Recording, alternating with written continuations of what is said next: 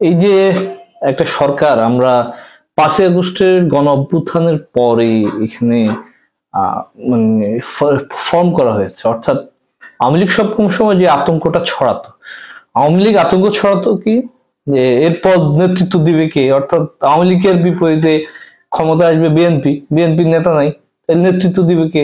অথবা অথবা বিএনপির নেতা তারেক রহমান, সে দেশ পালাতক এবং তার হচ্ছে শাস্তি হবে। পলাতক সেই খুনি, তার বিরুদ্ধে এখানে গ্রেনেড হামলার মামলা আছে, তার বিরুদ্ধে নানা অপরাধ আছে, হাওয়া ভবনের কর্মকাণ্ডের সংশ্লিষ্ট ব্যাপারে তার বিরুদ্ধে অপরাধ প্রমাণিত। ফলে একজন খুনি সন্ত্রাসী কি দেশের নেতৃত্ব দিতে পারবে? তাহলে পারবে না। ফলে আওয়ামী লীগের বিপরীতে আসলে এখানে এখানে ইয়াকে, অর্থাৎ রাষ্ট্রটা চালাবে কে, নেতৃত্ব কে, এই আওয়াজটা, এই প্রচারটা আওয়ামী লীগ এখানে দেওয়ার চেষ্টা করেছে এবং দীর্ঘদিন ধরে এটা সে দিয়ে এসেছে।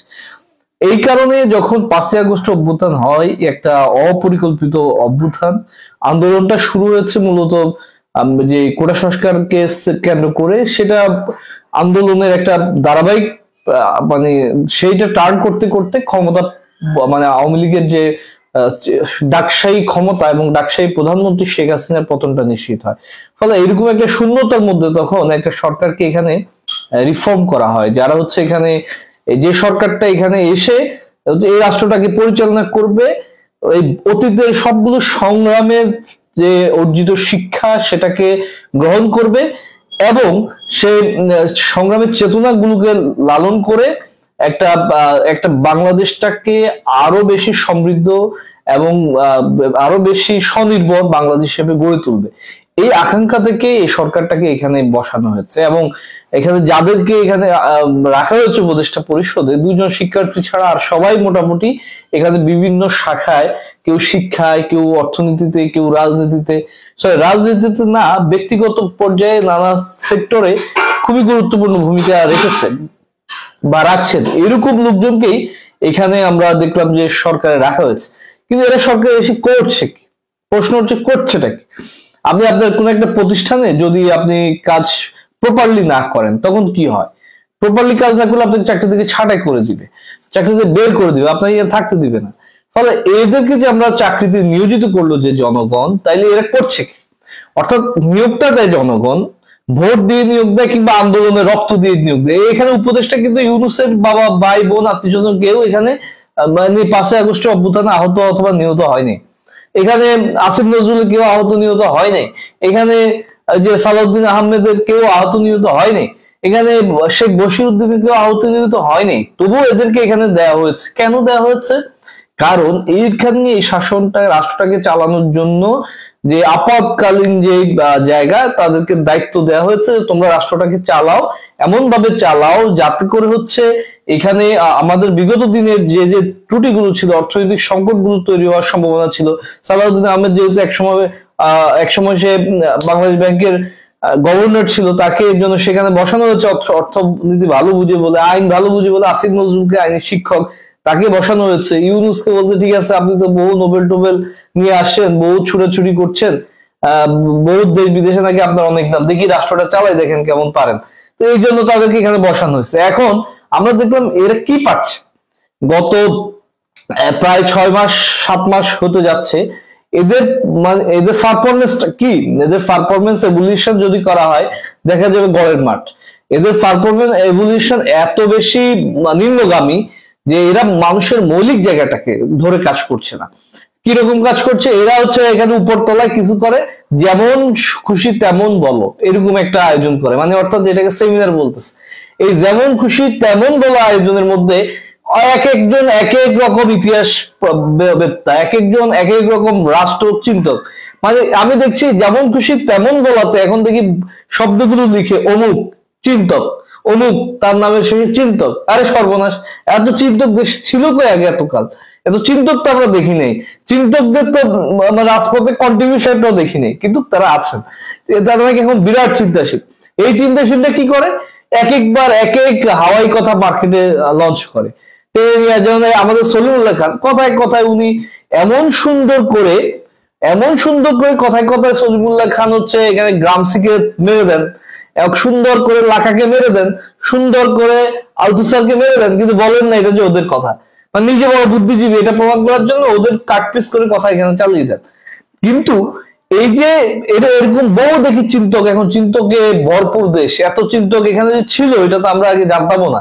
সেই জন্য অবশ্য ধন্যবাদ 5 আগস্টকে, এরকম একটা ঘটনা না ঘটলে এত চিন্তকে আনাগোনা খুঁজে পাওয়া যেত না। এই চিন্তকরা মার্কেটে এক একবার এক এক থিওরি লঞ্চ করে মানুষের ইস্যুটাকে আল করে ফেলে। কিন্তু আপনি দেখছেন প্রত্যেক, আর এখানে সিন্ডিকেট গুলো সেই ঠিকই কাজ করছে, আমলা নির্ভর পুরো রাষ্ট্রটাকে চাপ পরিচালনা করছে, পুরো ক্ষমতাটা এখনো দেয়া আছে আমলাদের হাতে, ক্ষমতা দেয়া আছে এখনো পুলিশের হাতে, ক্ষমতা দেয়া আছে এখনো সেনাবাহিনীর হাতে। ইন্টারেস্টিংলি দেখুন, যে জনতা লড়াই করলো, প্রাণ দিল, এই জনতাকে ঐক্যবদ্ধ করে অপরাধ নির্মূল করার জন্য কোনো ইনিশিয়েটিভ নেই। পাড়া মহল্লায় ব্যারিকেড করার একটা শব্দ নাই যে জনতাই প্রতিরোধ করবে।